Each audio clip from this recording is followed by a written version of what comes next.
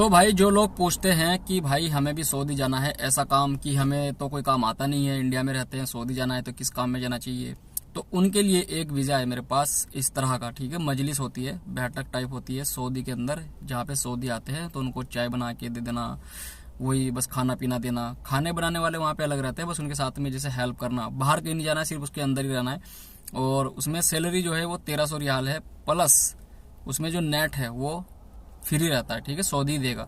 उसमें क्या है 1300 प्लस, सॉरी 1300 रियाल में खाना पीना अपना है। ठीक है, मैं पहले बता देता हूँ, क्लियर कर देता हूँ कि खाना पीना उसमें अपना है।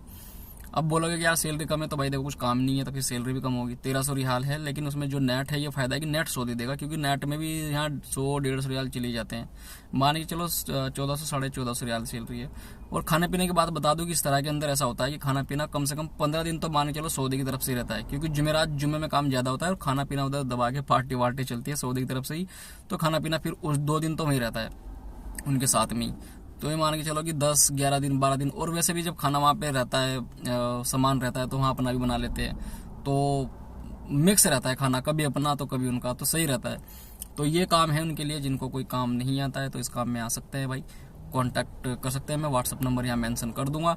और किसी को किसी काम में जाना है तो वो उस काम के बारे में पूछ सकता है, प्लम्बर हो, इलेक्ट्रिशियन, मैकेनिक, हाउस ड्राइवर, किसी भी काम के लिए तो जरूर बताए भाई। हाँ, हमारे पास हर तरह के वीजे